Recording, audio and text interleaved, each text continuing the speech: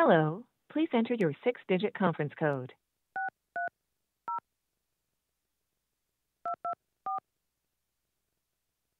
Welcome to free conference calling. The conference has not started.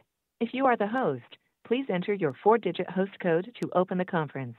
If you are not the host, please press the star key to connect to the conference and wait. We will now connect you to your call. Please say your name.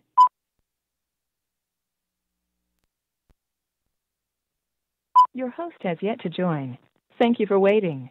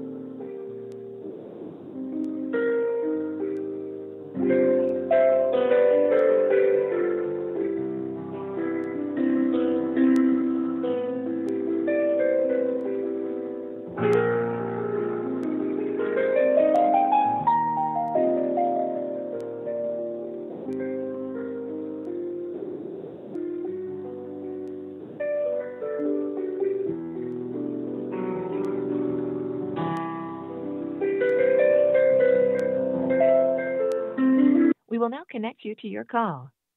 The host has joined the conference. Conference recording started. All right. Yeah. Mail folders, file folders. Oh, looks like I got them all here. Yeah, how'd that happen? Wait a minute. Sorry. How'd I get all these?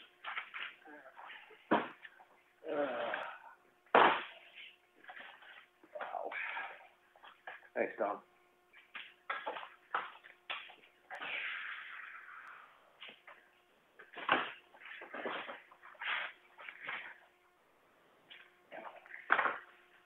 Wondering what that stack of papers was on my desk table.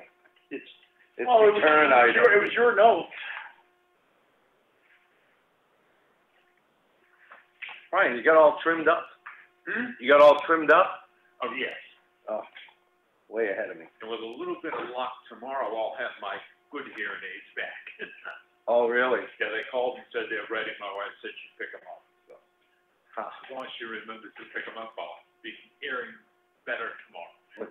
Was that a repair or just batteries? No, it was repaired. Something happened to the right one. They're never easy. At least they could fix.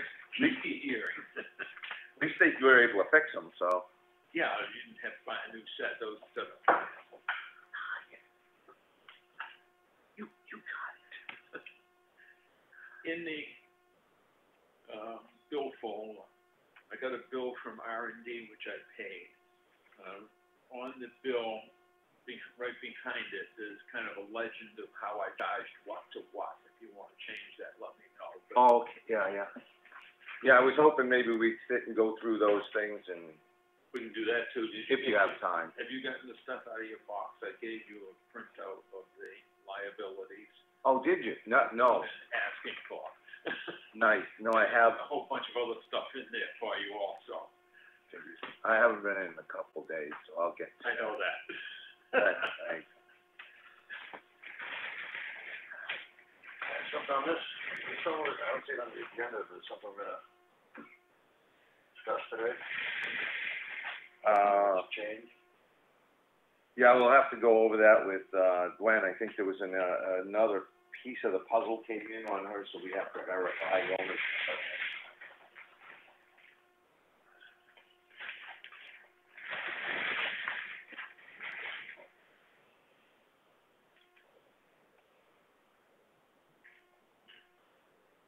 Are you looking for another folder?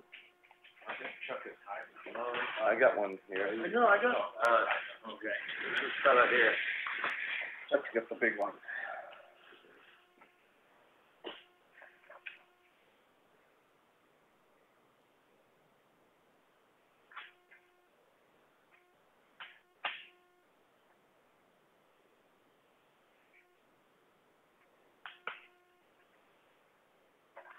Do we have to buy our computer laser cartridges, screen cartridges from the outfit North Conway, or can we buy our own cartridges? Are you talking about the Linux? Yeah. Yeah, the Linux comes as special. They're the ones that the state supplied in there, and Dan has to Got it. purchase them. Okay. And we've purchased them there before, that's where.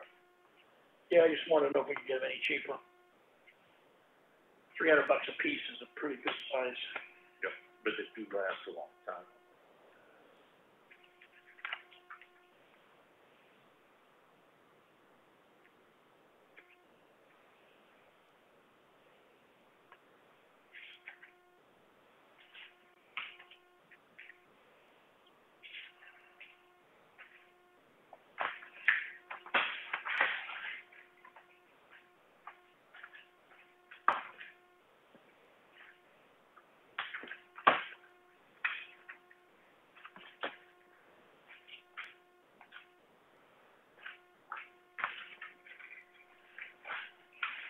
I guess, maybe we could buy them someplace else, or whatever we want. Yeah, no, it's not what you want, Dave. I didn't realize it was. Next year, maybe two, replace those two printers. And it stays not mine. All my source purchase. I make sure that gets into the budget season discussion. Yeah. And there are several that are approved. You have to buy the ones that are on the approved list so Yeah. that they can take the software the state Yeah. has to load into them. And there's several, my brother has got one on the list, so I don't know who, I don't remember off the top who else.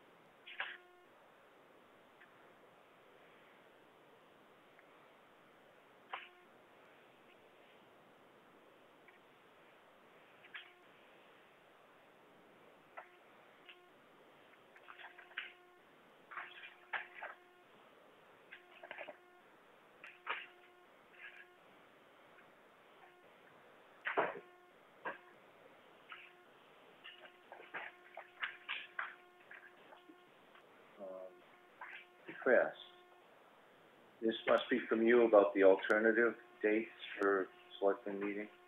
Yeah, we've been typically moving things to a Wednesday if they fall.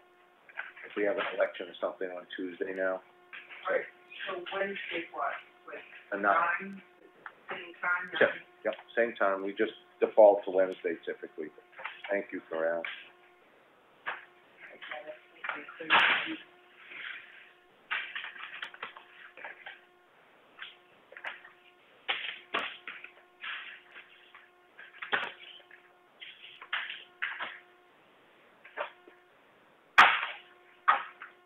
Hey, Dave.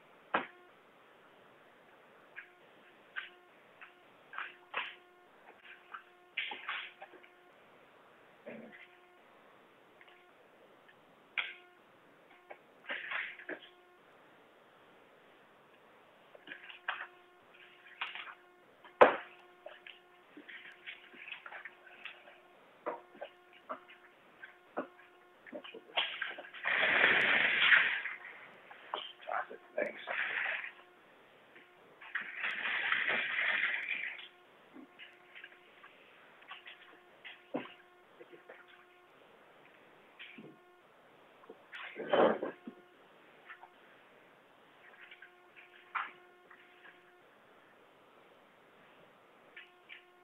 Like, there was some question whether you wanted all the information, but I decided that probably you did because of your comments last week about septic system.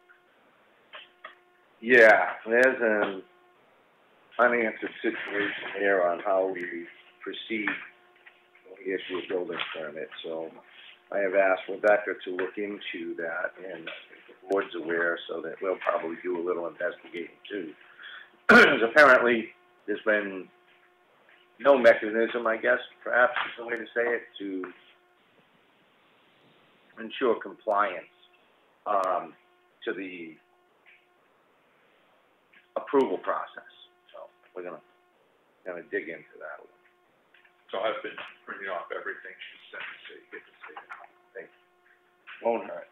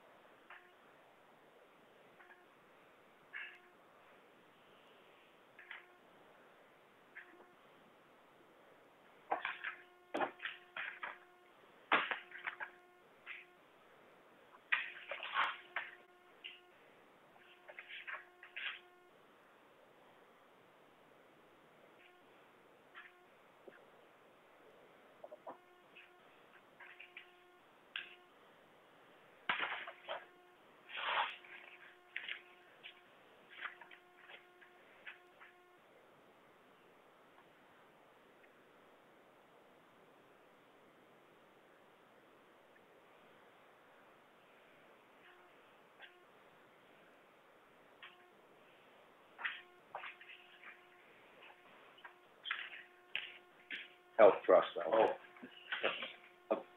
might have a question later. Or two. Exactly.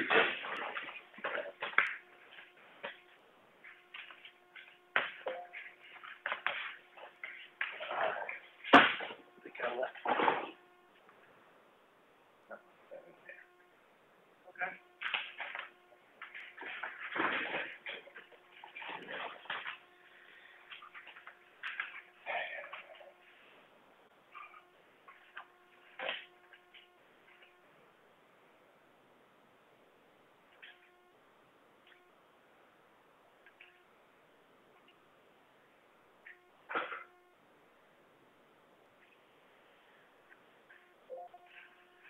Because those are sent out in bulk postage, if there's a request for return receipt, you have to pay for the return. And Those are Rebecca's, whatever the cards. the rack, she calls them rack cards. And, That's what that oh, I get you. $2.20 is.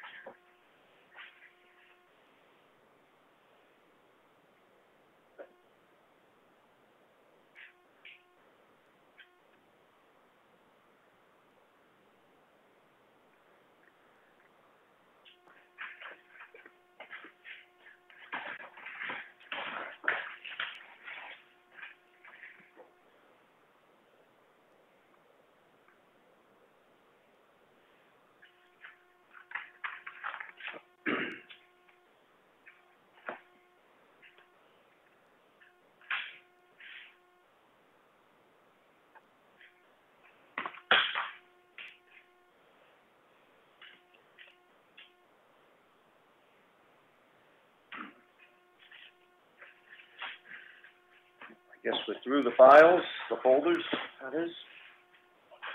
So Gwen, while you're here, I've got a question for you, if you wouldn't mind. Sure. When we jump in, we have a map and lot merger. It was all involved in that tax deeding process. Right. You're familiar, right? This is your paperwork here. Parsons Field Road, small lot. Oh, right, yes, that's me. I guess nobody, I understand, has a problem with moving this forward and taking care of it as the way, it was outlined, except that there might be an owner issue. I don't see how we resolve that, can you? We can't. Two of the parcels, well, the main parcel is owned by the person without their junior title, whereas the abutting parcel that one would merge with is owned, with the junior title. So that has nothing to do with the town. That is something that person will have to, straighten out in order to merge the parcels. They have to have the same, my understanding is, same ownership. If it's John Smith Senior on this parcel, Sure. it has to be John Smith Senior on this parcel in order to merge them.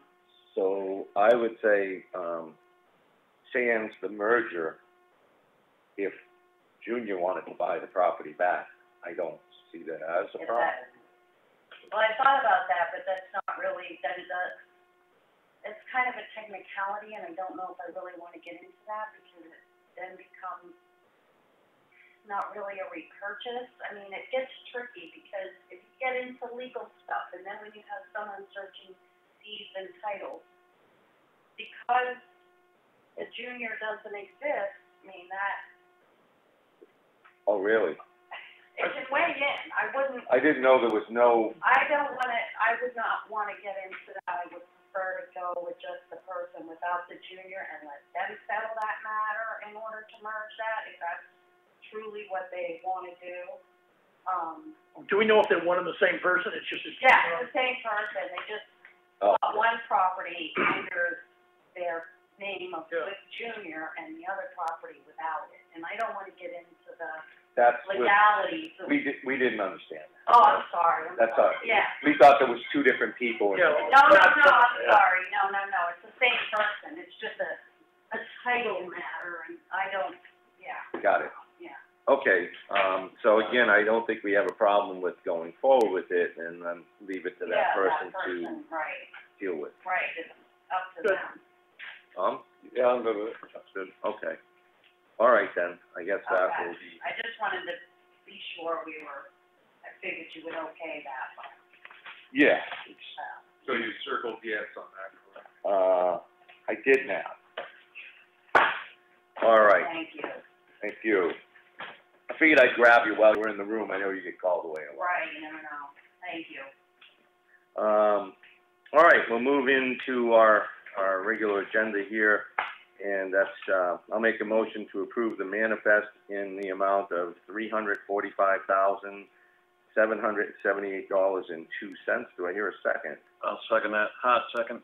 All in favor? All right. Hal and I will note that $331,000 and change went to the 3 miles of paving, the base coat for 1.25 miles and the 3 miles of wearing surface on Green Mountain Road. Those numbers at first glance look to me to be under budget, so that all looks good. I'm assuming that last small amount was the paving on the culvert on Pine River Road. Right, we had some additional items in there. I was right. I would have to go back through the bill to the breakdown, but my assumption here is it did include the Pine River and the bridge. Well, I didn't, and that was a concern because I didn't see the bridge. The bridge also, yeah, since I didn't dissect that in the moment, the bridge might actually come in on the invoices from the bridge contractor, so that would be separate. Okay. It would make sense to be separate, and that's what you and I will go through that. Because Dave also had questions on that, and I told him I did not think the Pine River Road culvert, he wanted to know about the Pine River Road culvert, was that price complete? And I indicated no, because again, I wasn't sure that small amount was for that. I wanted to make sure it was. But my understanding is that we still have some abutment work. The abutment work, has been accomplished prior to the paving. I don't know if we've seen the bill from, Mr. Evans yet on that. I have not seen that bill, so that's, those two things I indicated to Dave, I thought was still outstanding, and apparently not. And then, like you intoned earlier, we'll sit down and do some breakouts on these things, afterwards. All right. Everybody's had a chance to go through the minutes, I assume? All right, so, I'll make a motion to approve the regular meeting minutes of August 25th. I'll second that, hot second. A second from Tom. Any discussion? None. No, hearing none, do I, Fuller, aye. Aye. Thank you, gentlemen. Cahalan, aye. And I'll make a motion to approve the non-public meeting minutes of August. Is that second? I think there's a missing number there. Let me check. Yeah, that's my error. 25th. 25th, I thought so. So I have a second. Second, Fuller. Thank you. All in favor? Fuller, aye. Aye. Cahalan, aye.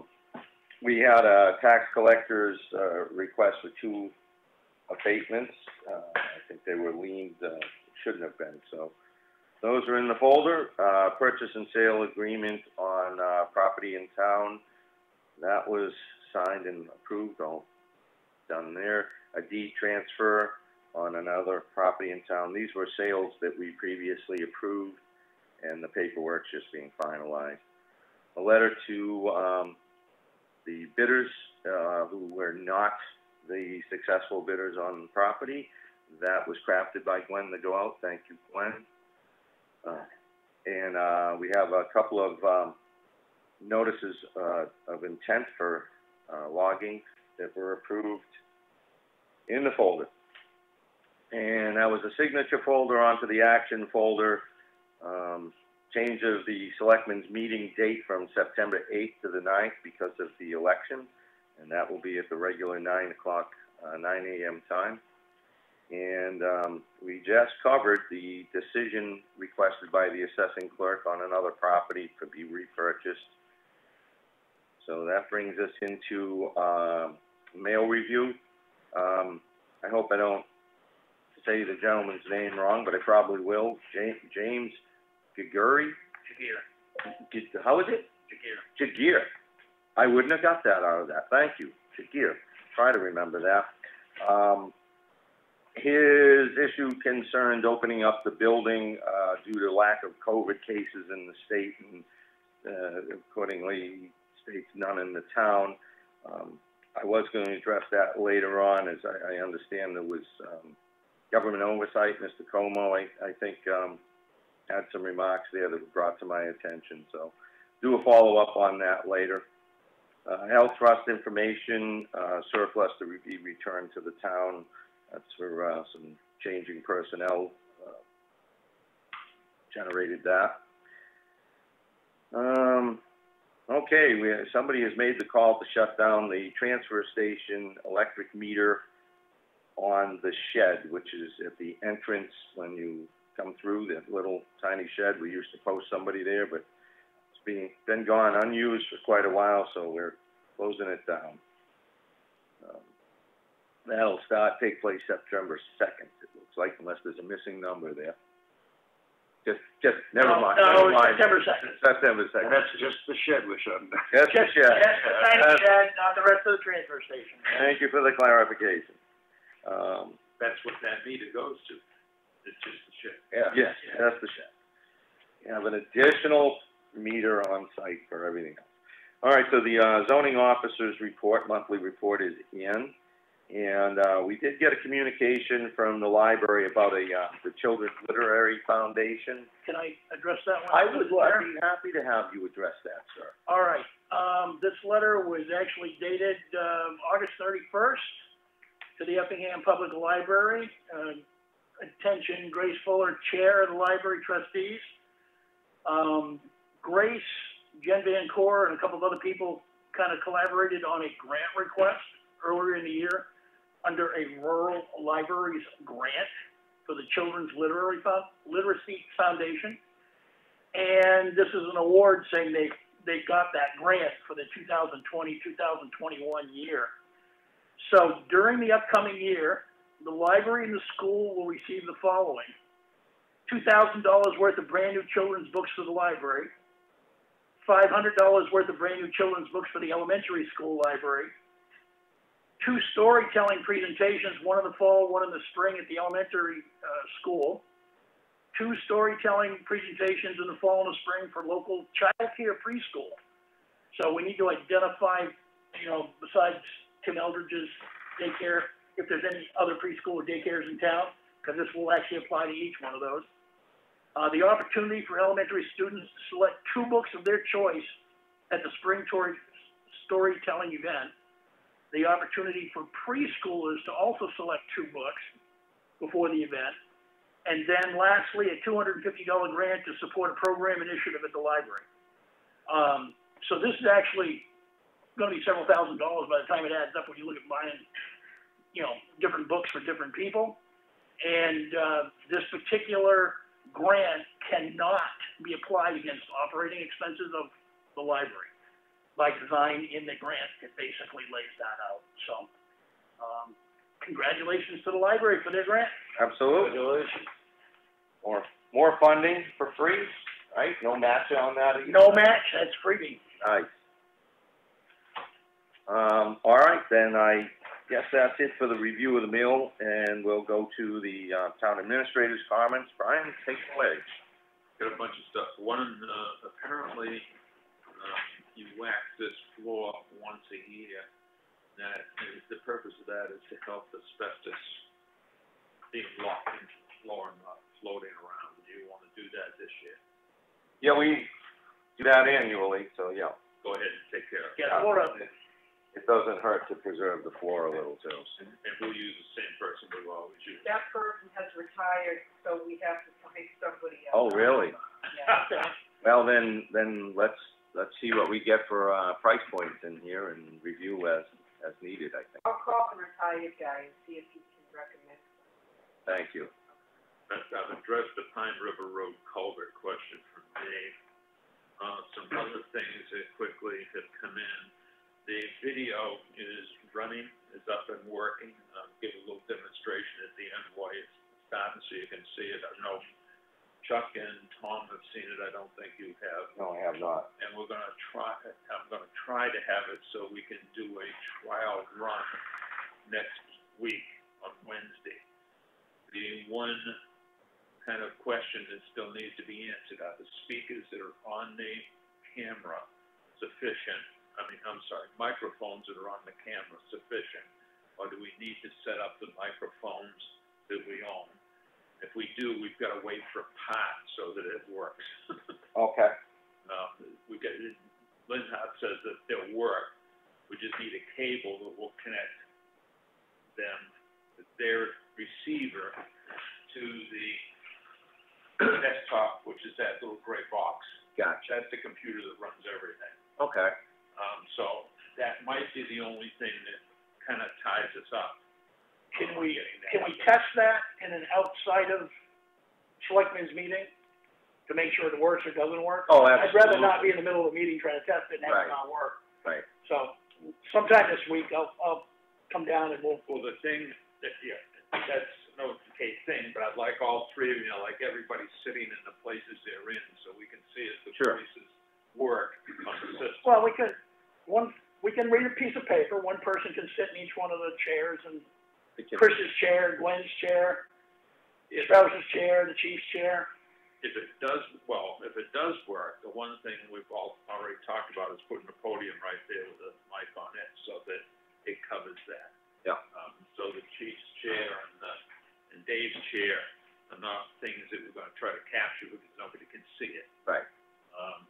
The next thing we're going to have to do is, if that works, is at least for the time being until Consolidated does their thing, we're going to have to see if we can record it and load it and then upload it to a YouTube site. Right. And I'm still researching through that to get that accomplished. Well, I mentioned Consolidated, I got a notification that they cannot do the install on September 1. It may be out as far as a week as their last note, and that's because they have some problems with their own line outside the building that they've got to take care of before they can run the line in. Okay. The account for the transfer station monies is waiting Lori's and Terry's signatures, and then we'll transfer money into that, and that's the $9,000 plus dollars. Can I just back you up 1 second here, Brian, on the video situation with Consolidated is the final piece to get the updated internet access and communications portion done. And then we'll be able to upload our video should that all go well. If there won't be an upload, it'll be live. Oh, live, okay. And then we'll upload it after for those people that can't watch it live that want to see it later. Right, so we'll be doing both. We'll live stream it and we'll be able to upload it to the internet for people to, That's correct. Okay, so with the Consolidated piece being moved out a week, we're looking at about 2 weeks, roughly, ballpark, before that system hopefully is up and running. Hopefully. Well, I know there's always subject to delays, but right now, that's information. I'm thinking that's probably true. One of the things that, and Lindhoff is tracking this for us, I've gotten 2 different pieces of information from Consolidated. One of them indicates that if there is a computer at every location, it's going to be a phone. We don't need to run a separate line. We can use the line if the computer is on feed the phone with that system. The second one is that we need a separate line. So I'm trying to get that. Right. If we need a separate line, we're going to have to run. Well, that all the technical nuts and bolts will be ironed out when Consolidated. But we'll have to have someone, our electrician, run 8 lines to the 5 drops locations here if it cannot be run off a computer. Okay. That's the one hitch in the system. And then the other is just Consolidated, and they're saying maybe a week out before they can fix their problem to run the line into the building. So at some point in September, it's conceivable that this whole live streaming of our meetings will be a reality. And the phone system will be up and running. And our updated phones, better communications. Great. We're looking forward to that. Sorry to interrupt and That's okay. take you away from where you were. I'm trying to read my own hieroglyphics here. You sent an email about SALT agreements. Right. I looked back in the files. The one from Morton has never arrived before the middle of September. Oh, okay. The one from Granite State has never arrived until the middle of November. The November one, that might have been established by me calling them last year, so I keep an eye on that one. I looked at other years. Oh, was it? Okay. All about the same time. All right. And I've only copied off to make sure I've got this right. Yeah, we signed and agreed to that one.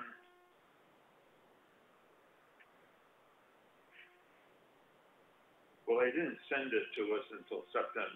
I'm looking at Granite State now. That's September 19th is the date they sent it, and we received it on the 23rd, and we sent it back out on the 24th. On Morton Salt, we got it on October 7th. Oh, okay. And we sent it back out on 11/14. All right, well, again, it was just an FYI to keep an eye out for those, because it's that time. Yeah, Brian, I've got a third one, which I'm requesting to be sent to the office. As soon as I've talked to the person, I'll send you an email with the information. Okay. All right. That covers that. The election monies, contract has been approved, through the Secretary of State's office. We're in the process of putting the stuff together, and we won't know how much we're gonna get until we know the number of ballots. I can see that question coming. Yeah, no, that was understood, yep. And you asked about, on that, when we knew about the time frame. And Actually, if you look at the general information, I have this here. It said, posted date was 8/10, last update was 8/10, and then there's no application, but, grant agreements and required certifications need to be done within 30 days of posted date. So that appeared to me to be 9/10 because 8/10 was the posted date. When you went to that, which I'm glad I did last Thursday, doing the form, there's this little line here that says, evidence that the cities and towns incorporated place conform with 3195. That's, you can accept monies. Can acceptance of unanticipated value. Municipalities use a designated signature authority, which you voted to do last week. Option must also attach evidence demonstrating the authority. This can be supported by providing minutes. What we did is, two of the selectmen came in and told Deanna that they did vote that and it was there. And so she just certified it as the town clerk that that vote had been taken. And then it says, please return and sign agreement to Barry Dunn, who's an accounting firm, no later than Friday, August 28th, and that's buried down in the thing. So the 10th of September was not the date that we had until it was last Friday. Oh, wow. So that's, anyway, it's all been submitted, and they have sent back that they have received it, and it has been approved as a grant. That's what I was wondering if you'd reached out, because that timeline, the turnaround seems... We just won't know what the amount is, and now it's an 80-20, so 100% of the cost, we're only going to get 80% of it back, and we have to spend 20% of it. The audit is, I've reached out to the auditing firm, we're putting that number together, and all departments that need to supply stuff have received notification in writing that they need to supply the information for the audit. Okay. And I think that's it. All right. Well, with that, I guess it's off to Mr. Hart. You have to help if we want to. Joe's got to be somewhere or somewhere, you know? Okay.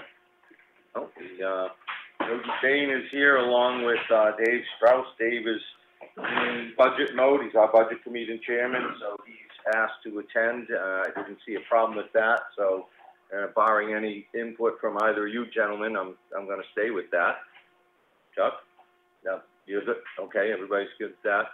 And then Joe Duchesne is obviously just recently, as of last week, sworn in to be our lieutenant in command of the... Not the chief, as I mentioned just a few minutes ago. Right, yeah. Sorry about he that. He never acknowledged it, so... Yeah, sorry about that. Technically a chief and officer. That is true, okay. So I was technically right, but just to clear the slate here for Effingham.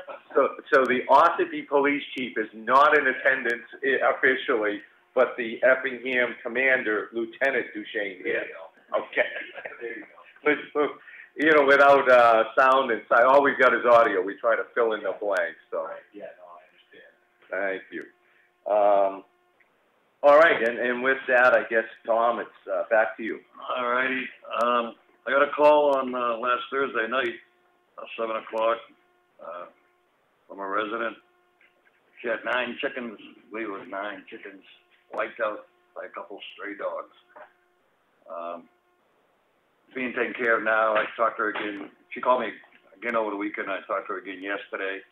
She spoke with the dog officer and Ian at that day, and Ian's been back a couple times talking with her, but it's still, not sure where it's ended up. Or, Hey, Mike. Look at that. We're on TV. and I was going to talk to Ian again and see where it stands. But, Yeah. she's not happy. I mean, she should get restitution of some kind. Yeah. For those, Well, these are some fancy chickens too, she said. that's a fact. She should be getting restitution for those based on the owner of the dog. The owner of the dogs offered, from what I'm understanding from Ian and from her, that they offered to give her the chickens they had, which were... Nope. Well, I think in this particular item is probably something that's being handled through the... Yeah, it is, through the police department. I just department, wanted to, she called me and just wanted to let you guys know. Appreciate it. The transfer station, the oil containment. some more on this. This is the configuration I came up with.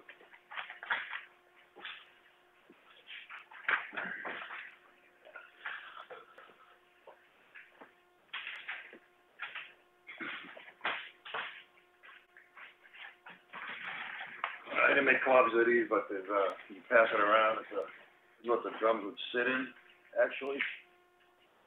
I didn't make copies, sorry guys. And that's after we pour whatever the new floor is too, right? Yeah, I don't have any pricing on, I'm waiting on, still on the contractor. Okay. And that's the sealer that you seal the concrete with afterwards. And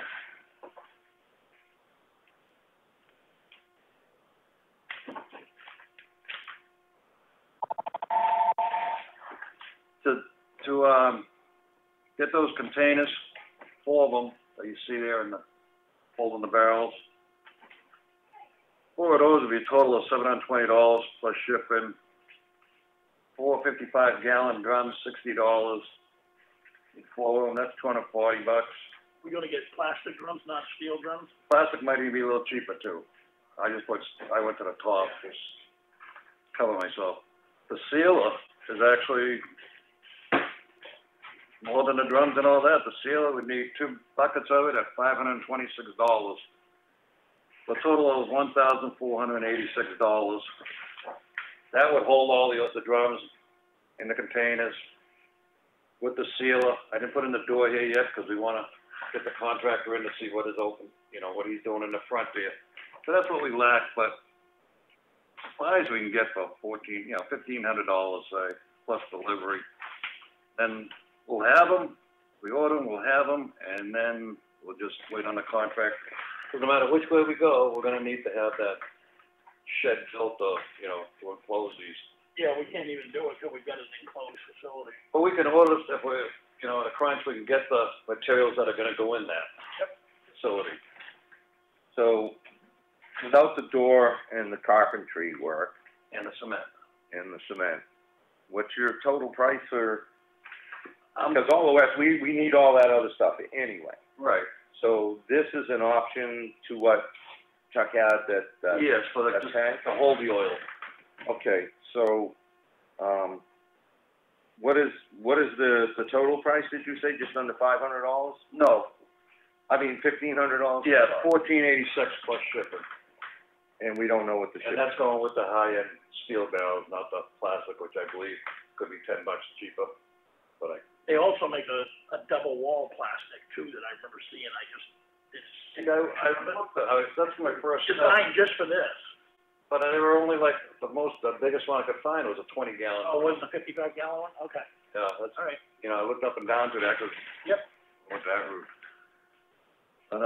So that's right. Could you get a shipping price on these? I didn't get a shipping price. No, but could you? Yeah, I And didn't. when we have our next work session, we can plow through this along with Yep. everything and compare apples to apples. Okay. But that's good, Tom. We'll get there. Yeah, we've got, I don't know when that grant expires, but we've got to do this either way. That's why I put together this price for the drums and the containers, because if we wanted to go ahead with that grant and order this stuff, we're gonna need, if we go this route. I'm just saying, well, if we go Texas, we should order one of them, so we at least have that part of it, because that's gonna go inside anyway. All right, That way, that grant might not expire on us. right, that was $2,500, so that'll cover a good chunk of, and that would be applied to the construction, so that would help. All right, great, thanks. Doing the sign, the speed signs and stop sign inventory, mapping, speeds are complete. Everything else should be mapped out by next week. Stop signs, whatever signs are on our road, we've got to have a list on where they are. I mapped them out, show exactly where they are, how many we got, and there's a lot of brush I've noticed on driving around.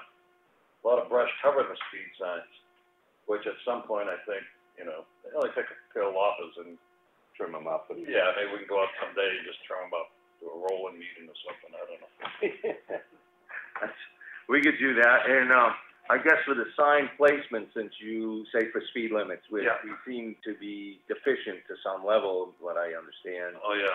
And We're way off. We only got about 16 speed limit signs in town. No, I'm sorry, I found two more. I thought it was 18, because I didn't do my own street. Well, the good news is the state basically has it down that 35 mile an hour period unless posted. Yeah, we have signs that are 25 out there. We have 35 on one end, 25 on the other end. Oh, Where does that end? well, I think then, we can take what information you have, and when Joe has time to settle in here, he's got a few things on his plate.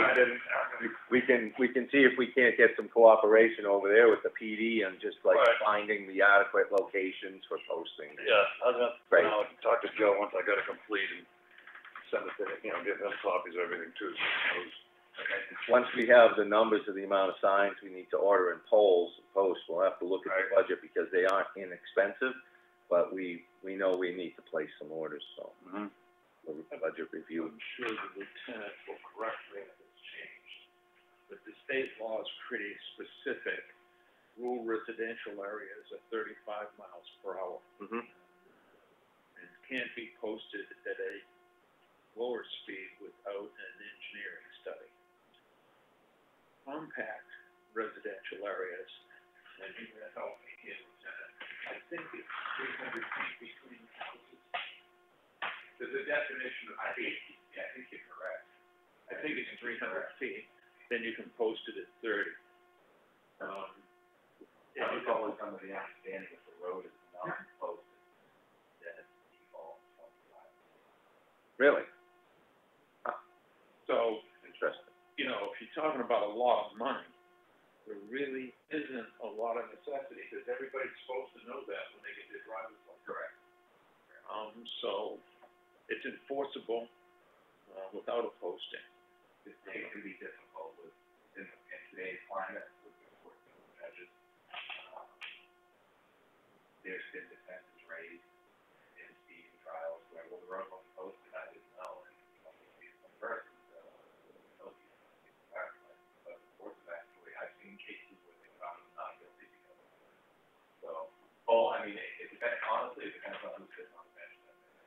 Well, again, I think what we'll do is we'll try to work with you and any officers you think would be helpful to the process and, take input from this group and figure it out. So we'll do a work session thing once I know you got a ton of things because you just landed there and you gotta just even figure out where the coffee maker is at this point, so. Right, 58 Rumney Hill Road. Yeah. All right. Go ahead, Tom, please.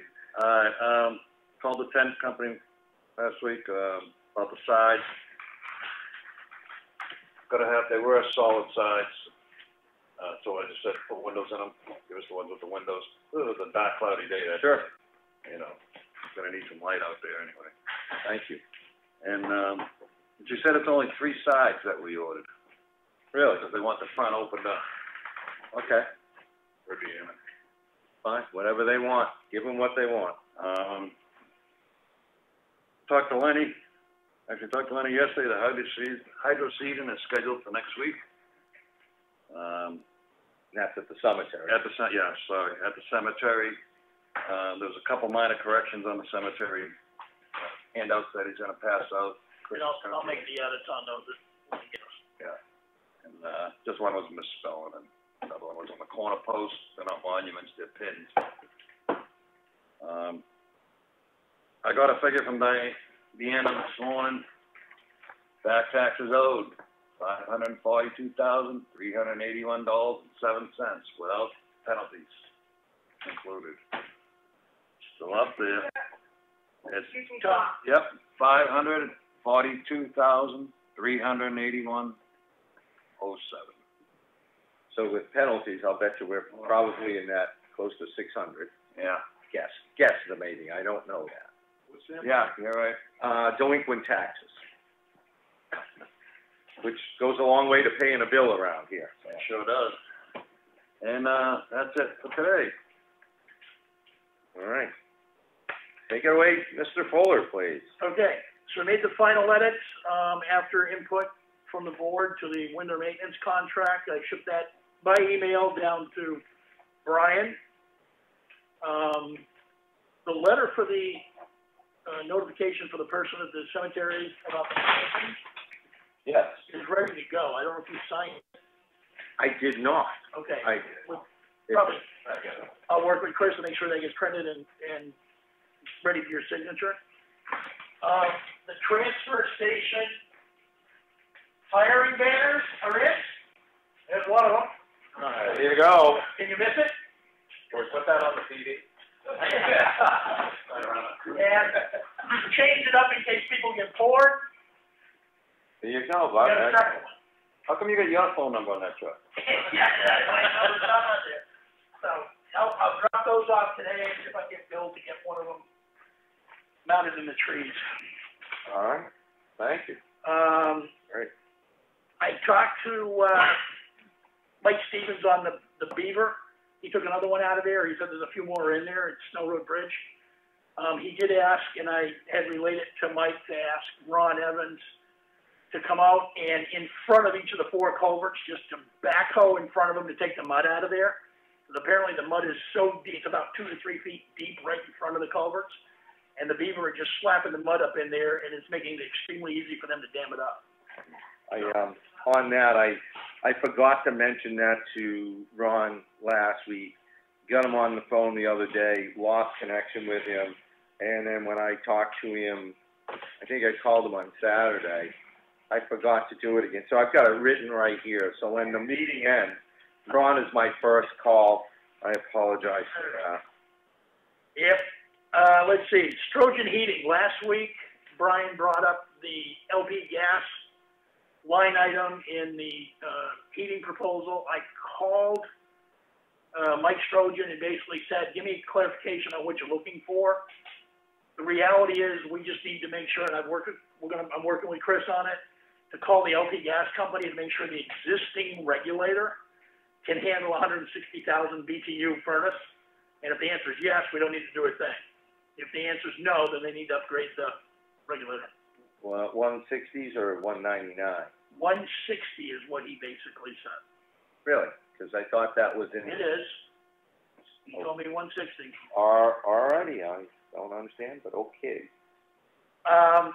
I did see Rebecca's note on the draft letter for the junkyard ordinance notifications to the several people that are going to get them, and I know it's down with Matt right now for his edits, but I thought it looked like it was in pretty good shape, ready to go out once we hear from legal. I concur. I didn't have a problem with it as written. The only thing I had was, the first sentence. This letter is to inform you that as your parents of. Yeah, because you don't meet the Yes. law, you don't meet the criteria. We have some of them, can't see from the road. So what would the parents?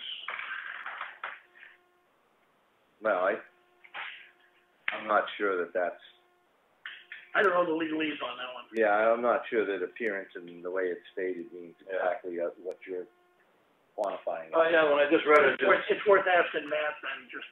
well, I don't know if we need to go. No, we do. I mean, the fact that it's been raised, we need to just clarify it. Sure, we can do that. That was all. Okay. Yeah, that's all I had. Did you, Can I touch on one thing? Sure. Not on this, I just want to go back to the dog, yeah, just real quick. We need to set up maybe one of our work sessions coming up, Effingham dog ordinance. This was adopted in March 11th, 1980. okay. That's a while ago. I think maybe we might want to go over it. Yeah, it could be a review on that. Update it. Yeah. From all the years past. Right. There's a 2002 subsurface ordinance that needs updating. We probably need a health ordinance either established beyond the septic one, or updating if we can find something on the book. So there's a small but growing list of things when we get through our list that we're working on. Put it on the agenda. Yes, good. Get it in the minutes so it's a reminder for us all. All right, thanks. Sorry about that. Okay.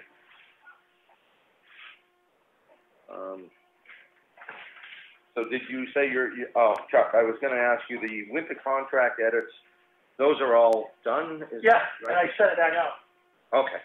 So I took the old contracts that you found, and there were 2 or 3 clauses that expanded what we had in the existing one. Everything else that was yellow highlighted, we already had in there Okay. in one form or another, but those additional couple things that were in the old contracts, I added in. Well, some of those things that are highlighted are just work that I did probably in past contracts over the last couple of years, so. I looked at the half-inch of docs. Yeah. I keep stuff. It come in handy sometimes. You pretty much, if you saw my downstairs with town paperwork, I'd heat the house this winter if I burn everything. All right, so we have a now hiring banner for the transfer station to fill that vacant position, hopefully. Let's go through a couple of things here. I do have more items for Ron Evans to look into that PD access that we discussed, and he's going to provide some estimate for what I'm going to call Phase 4 of Green Mountain Road, our next section. It's a little more difficult to deal with. And I was going to get a grading update from Ron because there are, I know he's got Kevin out there doing some spot grading, and I was going to find out how we're doing on that. If spot grading is enough, I have not had opportunity to go out on the roads since our recent storms. Following up on that. Excuse me, Mike. Yes. Can you just go over what the process will be since you're putting up these signs for the transfer station? How will the people apply? I think we had an application in the office, and there was a job description to go along with that. And if anything, I think we probably want to look at that job description and maybe tweak it if we need, because we're going to be looking for somebody who can communicate both written and orally well. There's probably a few other things who work independently because we need somebody who can work without having to take direction. We need to have all of our operators or attendants be able to actually take over and run the facility because they're often put in that position. So we might need to look into that. So I'm glad you raised the question, Chris. Okay, and will they be able to pick up an application at the transfer station and turn it in there? Not turn it in there, but I believe they're going to be supplied with some down there to hand out should someone request them. That's my understanding. Right, Chuck? Wasn't that our plan? Yes, now. I can't see through the mask, but the eyes are dancing. I'll work with you, Chris. Thank you. I can tell you had some salient thoughts on the matter. All right. And they can put the completed application in an envelope, mark an application for transfer station. Yeah, Right. we need a plan. You need a plan. Oh, you got that. Yeah. Chris and I will take care of that one. All right. With that transfer station discussion, did you lock in a date for the updated trainings? As soon as we get this thing going, I'm going to bring them in. So because they're mostly video training, Right. what I thought I would do is basically once we've got this thing going and we plug into the internet with it, we'll set it up where we can basically schedule those 1 and 2 hour training sessions with the video. We'll just have the guys come here and sit here and take the video, then sign saying they've taken the training. All right. Great. So we're getting close. Spend a few minutes tomorrow, because Mike wants me today after the meeting. I want to spend a few minutes tomorrow. I think we can do that. Okay. Oh, that's good. Okay. Well, if it fits your schedule better, you can have Brian for a bit, because if I have a gap in things, I wanted to talk to Joe on some PD things that are on my list, make sure he has them on his list, and then we can trade if need be, personnel or whatever. So yeah, we'll work it out. Yep. But yeah, the most expedient way is to basically get everybody in the room and do the video at one time. Yes.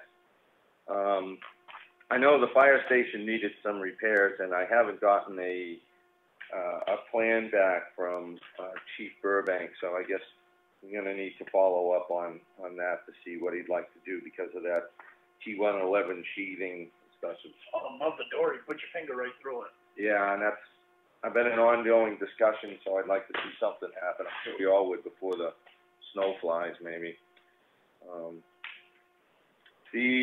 gonna plug our auction again, September 12th at 10 a.m. right here in beautiful downtown Effingham at the municipal offices outside, 68 School Street. Registration begins at 9 a.m. and if we return ownership to the individual on Parsons Field Road, we'll be down to five properties.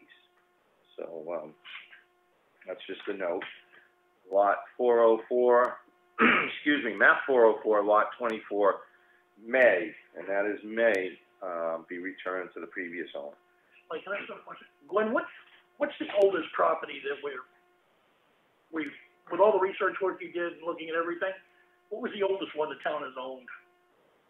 Roughly. In this Cool, yeah. particular bunch, Yeah. the 40s, I mean, there's one. 1940s? 1940. Okay, cool. So we're cleaning up a lot of the stuff that the town has owned, Yeah, back on the tax rolls. yeah, Okay, good, thank you. yes, welcome.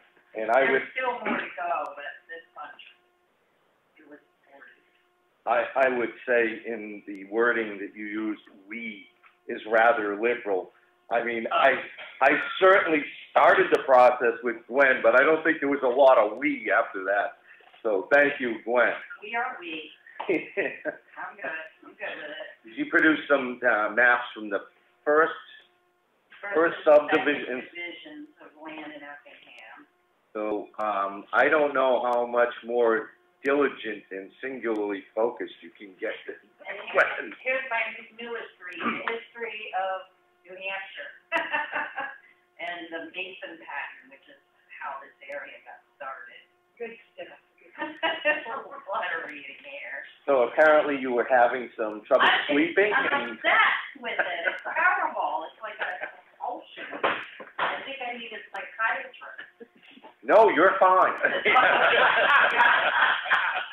Wow. All right. Again, just an outstanding job, Glenn. So thank you. You're very welcome. And we're going to be pursuing our Gatsby compliance. That's been resurfaced as part of the Capital Improvement Committee has.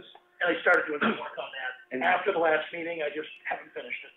Okay, and I know Grace Fuller did a bunch of previous work that you're jumping in and taking some of you, making use of that work that was done. So that's good. Did anybody make an attempt to reach out to the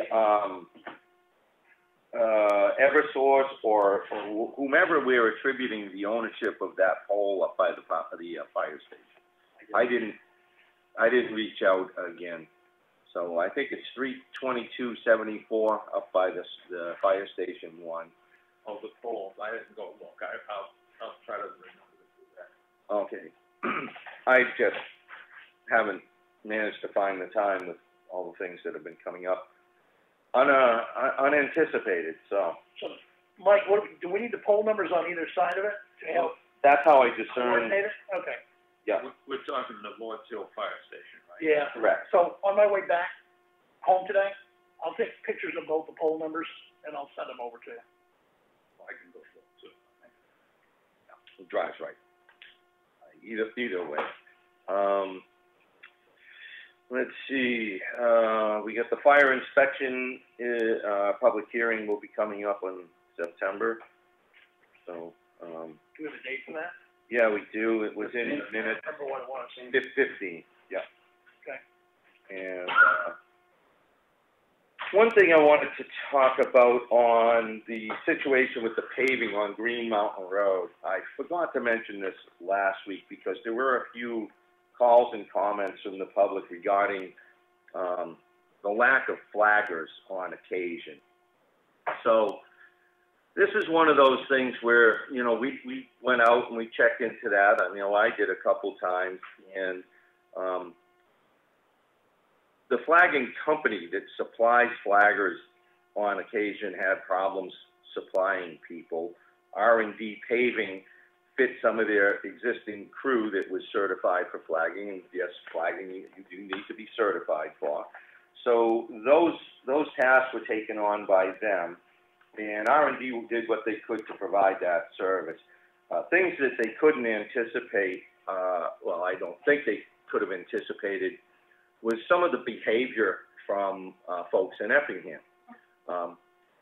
Certainly there were folks who went out and, just like with the bridge, brought out refreshments and were very appreciative of the road workers and the road that was being built, and I think it really turned out very nicely. Unfortunately, we have a percentage of people who feel that the inconvenience is worth sharing certain obscenities with the road crew and some hand gestures.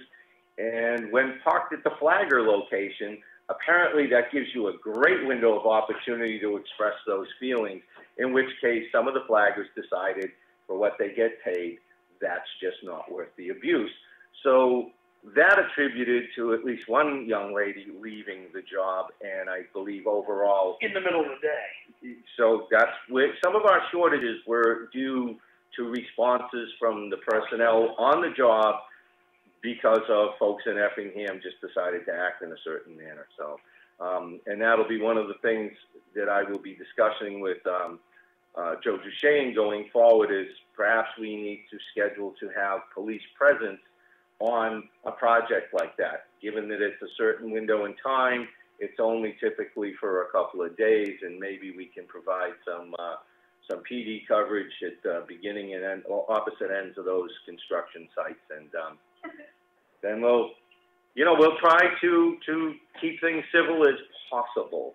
I don't know what can be done, but that's a discussion point, and I see Joe in the back of the room giving me the, had this conversation before somewhere.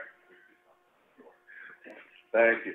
All right. Considered on a road paving job. Sometimes we are 4 or 5 days. That's awful. So we also now received another application, or perhaps more at this point, for the town administrator's job position. So I'm going to announce that we can cut those off, and anybody who has not been previously notified by the board, respective of this position, it looks like we're going to have that filled. So we're going to need to respond to any of the people that we interviewed or any late coming applications, Brian. With the other board members granted me permission to informally work through some of the questions and concerns that the young lady that we interviewed had about the position, and with that empowered me to make an opening offer as to what the town would be looking to provide for salary and just the general benefits and working conditions here, what was the whole package. And I think we may have a little further negotiation to do as a board, but right now we have, she's in tone that she, the hours that normally, the job is. And with that, the starting date was something I asked her if she could work us into her schedule, because she has several moving, she's got a lot of things in the air in her personal life as she relocates to the area and such. So we made a few concessions, and it all looks good. I think everybody had a very good feel that this person would be a good fit. She did meet with the office staff in here, and I think everybody felt pretty positive, right? I see the ladies smiling and nodding, so yeah, there we go. We're going to bring somebody in, and Brian, at some point down the road, time to be determined, you'll get your life back, maybe before the winter commute. So hopefully that's a good thing for you. I was thinking the third week in October. Yeah. It doesn't usually snow at that. Yeah. at that point in time around here, so. Nice foliage time. As Chuck has just given me the signal that I should probably announce her name, it is Audrey Frazier. So, we'll be looking forward to Audrey as an addition to the office staff here, so we'll look for her soon. All right, moving on to other things. Salt contracts, Ryan, you covered those. The special revenue fund, you covered those.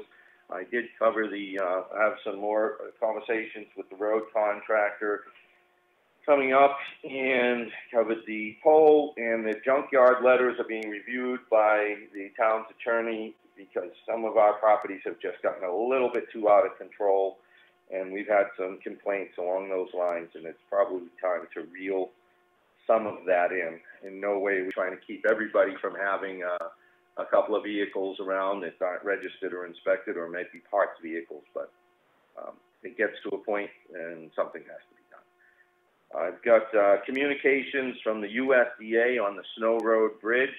I have sent in some more paperwork, and I communicated with HEB Engineering, who's providing the environmental update or updated information that they requested, and hopefully they can meet the timeline because the USDA wants to get this out at the end of September and off to the state or federal review folks. Maybe that's the Governor's Council, I'm not sure. So we're still in the hunt, and it's moving along. Elm Street Bridge, we have I've got to, again, have a conversation with HEB as we're trying to schedule the final concrete work. We needed to pause that due to a requirement for permit of notification into the wetlands, just because we're going to stand staging up in the wetlands, so there's a delay there. Other than that, the deck and all the underneath structural work has been accomplished. I do have some ongoing conversations, I should say, with the postmaster from Ossipee, and I will again reach out to finalize a few things, but there was a blue barrel used as a mailbox support on Townhouse Road, and I was contacted that is not acceptable from the federal government or the Postal Service, nor does it comply with our ordinance for obstructions, right-of-way ordinance. So communications are going forward there. And apparently there's another barrel that was pointed out by the postmaster at 494 Green Mountain Road. I think the postmaster will be reaching out to that individual. Otherwise, the town will have to reach out to both of those parties to comply with our ordinance. And we probably are going to have to send out another letter to the gentleman on Parsonsfield Road, although I know he's been informed that he needs to relocate that mailbox, and it just hasn't happened, and we've given him a pretty good amount of time, so I think it's probably time to send a letter. In fact, I don't even think we can send a letter. We're going to have to affix maybe an orange notice to the pole because no mail is being delivered there either. So any of these communications will take a different form than going through the Postal Service. Then another issue that was brought to my attention, and I have not gotten down to our transfer station staff, but it would appear that we do still have a few people that are refusing to comply with the permits, the stickers, and posting them on their vehicles. This is, again, another issue that I don't know how to get in touch with those people. Plate numbers have been taken, so we don't have access to mailing addresses and such from the plate numbers. If we knew who that person was on an individual basis, we could reach out. But here again, it's another item that I need to talk to Lieutenant Shane about as the way to move forward. And if we get certain negative responses, we may look for a temporary someone from the PD to spend a little time down. Or babysit him? Yeah, might be necessary. It's unfortunate, but again, the look on your face tells me this is not new territory for you again. I would rather take these issues than what we're doing over there. Well, good. Not exactly a crime wave. I get it. No, Great. not really. Okay. It'll be good. Brian, you wanted to touch base on?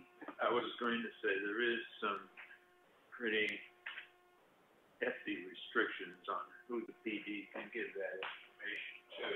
Yes, It might behoove us, although it requires a little more work, but to enter the address of the people that get the stickers and the plate number so that we can track it ourselves at the time.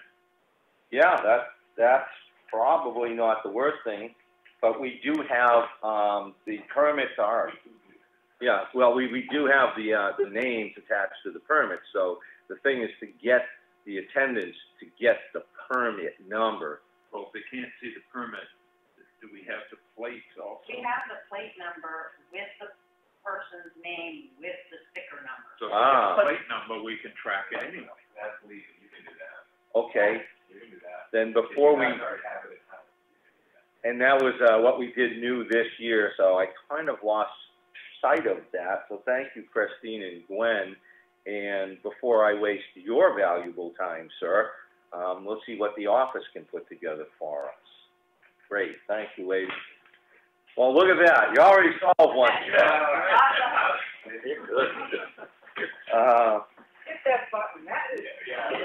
That's right. The easy button.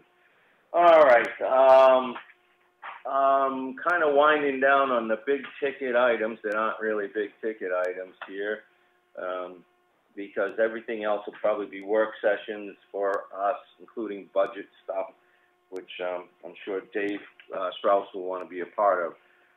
So I've got one other thing that, and this to go to the gentleman who sent in a correspondence earlier, and I have been informed, I haven't watched or read anything on government oversight in quite some time. So I'll just say that it was reported to me that Mr. Comeau of GovernmentOversite.com supposedly published a statement wanting to gain access to the Effingham Selectmen's meetings and supposedly asked the people of Effingham to seek public access to the select board meetings at this time. I was also informed there was a reference to allow others into the meeting, or that we allow others into the meeting, specifically police and fire personnel. So I'd like to address that. And again, I haven't seen the statement myself, so I apologize for any misstatement or misunderstanding regarding Mr. Comeau's request. But I'll speak to the proposition of allowing access to Mr. Comeau or other members of the public, whether they are from the town of Effingham or other area towns such as Mr. Comeau, I believe, resides in Brookfield.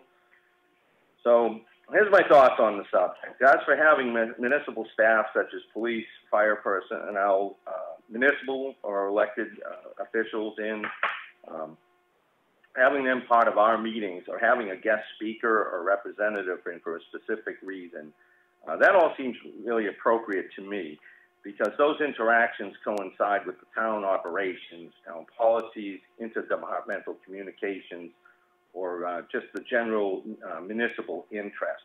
So that's the point of having some folks in. If Selectman Fuller or Selectman Hart feel the meeting should include public access at this time or be open to some greater degree, I'm just certainly happy to revisit that at any time at their request. So if either of you gentlemen would like to review this, you just, at any point in time, we'll set something up or we'll have a discussion. My hope is for this board, though, to provide the same basic level of service to the townspeople that Mr. Comeau's video recordings provide in other communities. And I think we established that we're working to that end, and we're very close to doing that. Live streaming capabilities of our meetings and the video equipment being installed last week, I think we're really right there. And our capacity to do this will make that function available to other boards. So if other committees, commissions, et cetera, other functions take place here, If those boards chose to do so, they could make use of that service and again make that available. And I think that would expand beyond what Mr. Comeau usually is available to do for us. So I think that'll give an even greater level of exposure to municipal happenings and expand the access to the townspeople.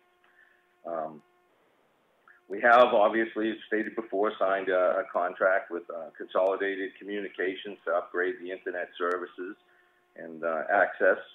So that'll allow for the live streaming, as I said, but overall improvements to our antiquated communication system as a whole. And these improvements were prompted by COVID-19 as the office was forced into a larger online working environment. We just weren't being able to really function very well here, so that's what prompted these things. The further issue of Mr. Comeau's attendance, we had previously discussed this with all the office staff members, and again, I'm going to go off my recollection. Thank you. My recollection of what the office staff felt, and I agreed with this, was that Mr. Comeau travels around to several area towns pretty much weekly, and I believe to the State House in Concord.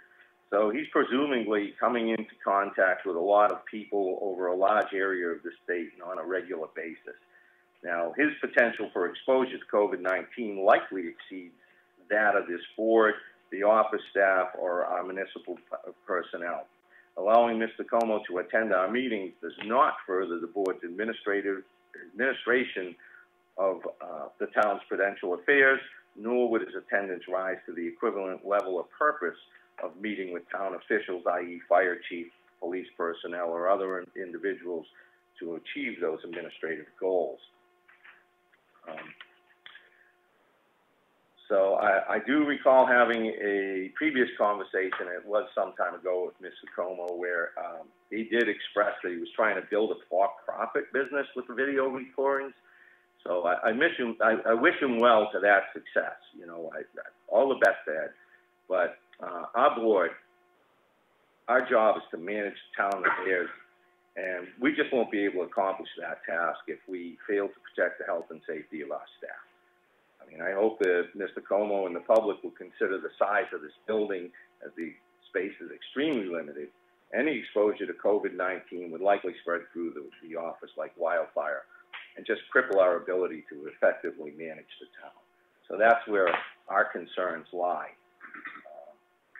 This board and others need to consider where the money would come from to pay for professional cleaning company to come in and disinfect and sanitize the building too. Because if we open this up, we're going to probably have to do something on it. Yeah, and my next thought is there a company that would be able to meet our meeting schedules as we have other boards and stuff coming in, and then you know, is there even a company around that can perform this task and do a good job at it? So there's some unanswered questions there, even if we want to go down that road of how to deal with it, because we really need to have a fast and efficient and effective response in mitigating any exposure to the virus should we have meetings in here. And the last thing I want to touch on is just kind of, we're getting along in the tooth here in Effingham, a lot of us. So the vast majority of our municipal personnel, and this includes all the elected officials and other people involved with the town operations across the board, by age alone, I think as a group, we're all in the high, well, most of us are in the high-risk group to suffer serious health issues or death should they contract the virus. Now, whether you believe the virus is real or not, it's my position, and hopefully the board's, to err on the side of caution. So with respect, that's my response to those who'd like us to open up the building. But I'm just one member of the board. The other members of this board have their say, and at any time I entertain any input. But we also need to recognize that our staff isn't paid six figures. And if they feel that they're being put at risk, I'm not sure how much incentive there is for those folks to come in and work in this environment. So it's a consideration if we open up this building. Are people going to come to work And, I know there are concerns there, so. And I'm not sure, because of the modifications we've made, as far as appointments at the door, leaving stuff, and being able to process registrations and everything when people come up to the building. I have not personally heard of anybody in town that wasn't able to get service. Nobody's called me and said, hey, I can't get any service whatsoever. That's simply not the case, so. And I know Deanna, town clerk tax collector, does make appointments for folks. So, I mean, the phone gets jammed up. There's a lot of work in that office. Both phones are going constantly, and the messages do build up, but they do get to folks. And I suppose if you came in and everybody was in the building, there'd be a line too. It's just a different form. Yeah, how do you manage motor vehicles at certain times? Like at the beginning of a month and at the end of the month, you can see a mass exodus to have your motor vehicle registration. Now, this is just my experience from being in the Selectmen's office. They could have 6, 7, 8 people lined up. How do you manage that? Where do these people stand? They're going to end up having to wait outside anyway. I mean, it's just, and then stuff has to be wiped down because there's protocol for a business opening up to the public, like all the restaurants, the hair salons. You don't just open up and that's it. Well, I mean, that's the point I'm trying to make, Glenn, and you see it and have seen it for, well, decade and a half anyway, right? Right, So. the hallway is very narrow. People, Deanna's office is the first in the doorway. I mean, it's just, there's a lot more negatives opening in this environment than there are positives. And I think it's just a small fraction of people who like to complain about everything that are just stirring the pot. That's my sentiment. And in the beginning, when the virus thing had all started, we had tried to manage the crowds coming in, keeping the door shut, one person, and that didn't even work. People wouldn't comply. So it's hard to manage the crowds when you're behind that window and door, trying to keep things moving, and people aren't doing what they're supposed to do. Well, go ahead, Tom. Yeah, and also, I don't know if anybody read this morning's newspaper, but people think this is kind of waning and going away. They reported 19 new cases at Mountain View Nursing Home. Oh, is that right? Staff and patients. Well, I saw something in Sanford, Maine just the other day as well. It was, And this was in our backyard, so. And the schools are starting to reopen up and kids are going back to school, so we have yet to see what that might produce. Now, do I believe the numbers are inflated, and do I believe there's a lot of propaganda around this whole virus? Yes, I do. However, I'm not going to take a chance that I contract the virus and I give it to Brian, because Brian is definitely of the age group that it could potentially be deadly for him. Mr. Fuller also. I mean, we each have a responsibility as human beings to one another. You know, and I just can't believe people can be so ignorant. well, it's all right. With that, I think that with this board collectively in the past has shown that the staff in town, no matter where you are a part of the discussion, and we typically hesitate to make any kind of move that doesn't include input from the staff. Not everyone is in the room today, but I think we're getting a feel for where the position is with the members of the staff. Brian has remained quiet on this, but I think I know where he is, and I bet if we had Westy and Deanna in here, I don't think the story's going to change much. But we can certainly have conversations with others after the meeting and just reaffirm what we think we know. And with that, unless there's anyone else who has anything, and Dave, you've been patient, and I guess we didn't get to the budget concerns or issues yet, but maybe you're going to stay in the building to tackle some of that in the office, or? Yeah, I plan on that. All right. You're gonna do that in the work session too, right? Yeah, I don't think we're doing a work session today. We will schedule one, so, well, I was going to go through liabilities with Brian, and I know that was an issue that you and I both wanted to cover. We had discussed. If you don't mind, I'll kick in on the back door of that. Yeah, absolutely, and so that was, I got two things, Mike. sure, please. The number that you put out, Tom, 542,000, was that today's number? Yes. That was today? And, the capital improvement meeting that just happened, obviously, Chuck and Mike, you were both involved in that heavily. You put in a bunch of things in that capital improvement, you put out that you supported things coming up. The 28th, we have our budget meeting, getting prepared for all the departments starting in October. Your first official with all the departments is the 13th of October. So on the 28th of September, this one coming this month, I had already talked to Mike, just so Chuck and Tom know about it.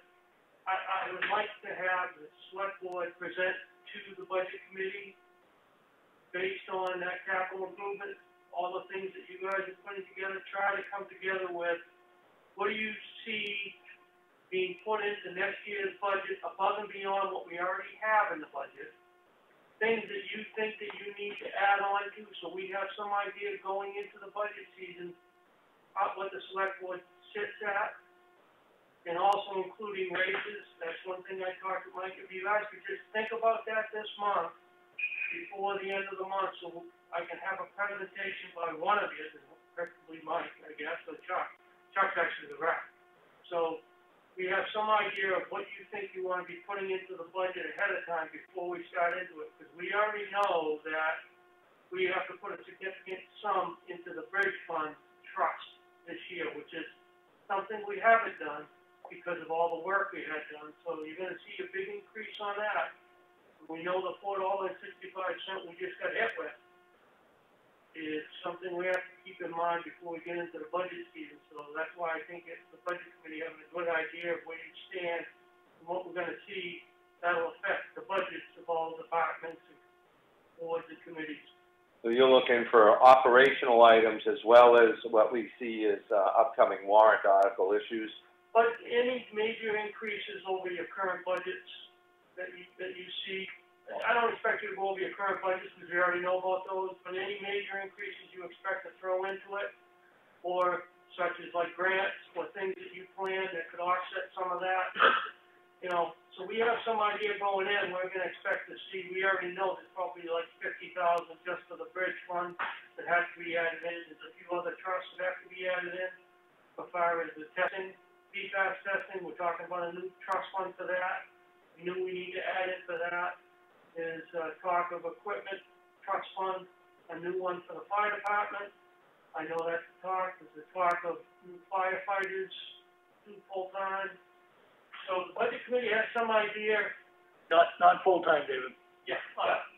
Well, what you mean is full-time coverage with part-time employees there, but I do think that's probably maybe a year or two out, but I get your point. You know, just my point of what we get at, so we have some baseline before we start into it to say, can we afford this budget based on what you're going to be, because you know you present the end of the budget. The warrant. Well, even before the warrant, but you present your budget after all the departments, all the committees, everybody. So we have some idea before those committees and departments come in with their budgets. Okay. Yeah, I imagine we can throw something. It's a rough idea. I mean, we're not going to hold it at anything, but it gives us a good baseline. That's all. So I'm asking, I put a line item in the agenda to have you address the committee. Yeah, we can start working on some thoughts on warrant article stuff. There's probably a few things that you touched on that we haven't done in the past, which would be PFAS and not fire equipment. Oh gosh, I'm just. Avatar. No, Avatar's gonna. Avatar's one we talked about, the trust fund instead of having sitting in the general fund. Right, that's yeah. The other one that we're talking about. Oh, bridges, we haven't really been funding the bridges, so. As far as the maintenance, as far as, power washing, cleaning at the end of the year, we talked about that. Yeah, so we have a maintenance thing, and whether we fund the actual town-owned bridge fund are discussion pieces to be kind of worked out. We do have a maintenance one, but we just haven't been funding it. Right, we have two, but we haven't been funding it. So can we fund them, and to what extent will be the questions there? That's something, what you guys agree on, so, you know, I'm not blindsiding you, coming into the 28th meeting, you know, just some basic ideas so we have some. Sure. And Avatar, is less of a concern in the sense of, whatever doesn't get recognized in the operating budgets, I guess we'd be kind of looking to, there'd be an offset from one, at one point in time from the other. Yeah, and I'm hopeful the school, based on everything I've read and plus my discussions with Kathy, that we are gonna end up having a better rate from them this year coming. But we'll see how that actually shakes out, as far as their excess, if they actually do give it back to the towns in the rate of taxes. Well, all right, we have some homework to do, and that shouldn't be insurmountable to get you some rough ideas. You know, at least things we're looking to fund if possible, so. Probably okay. All right.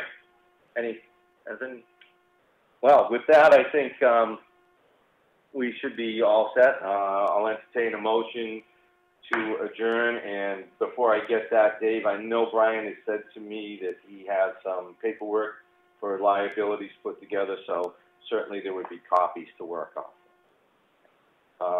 So we're gonna set up a work session? Right, thank you for that. Does anybody, have some time in their lives that's not taken at this point? How about next Wednesday after your meeting? I could do that. All right, I'm not gonna be available next Wednesday. What? I have to get a crown. Oh. Okay. So you do without me. You look good in the crown. Thank you. The error isn't working anymore? 15. I guess I just want to kind of give you guys a little bit of a heads up. If it's not on a Friday, I might have to take a day off, either this week or next week. My wife has to go to Mass General, and she asked me to go with her, so. Absolutely. Just so you know, I don't know what day that is. Hopefully I will by the end of today, so. Sure, well, you take your time. You'll do. Excuse me? Do what you gotta do. Absolutely. All right, so did we, I mean, Chris, you won't need to be here for a work session. Yeah, I'll probably be here till like 11. So are we looking at, the 2nd? No, that's the 9th. What day am I on? The night. Somebody tell me what day it is. I'm gonna miss the election. I'm gonna be a week behind. You've done the Board of Selectmen's meeting on the 9th, we go right into work session. Okay, there you have it. Work session on a number of items that we want to put in, just what we're looking to accomplish. We have the oil collection, which I think probably needs to be moved on. The personnel policy is pretty much a done item, right, Chuck? It is. Okay. Dog ordinance? That's a little too far-reaching. Phase 4 Green Mountain, was that part of it? That will require some information from Ron, so I don't think so. I think, the personnel policy, oil collection are the items. We can start putting together, some budget, rough budget, concepts or warrant articles and such to help Dave out where he wants to see things go. And if those three things aren't enough, anything else you guys can come up with, we'll see if we can address it. Now I'm entertaining a motion. Make a motion to adjourn. Wow. Fuller second. Who was that guy? Was that Tom Hardigan? All right. Aye. Al and I, thank you all. Oh, thank you.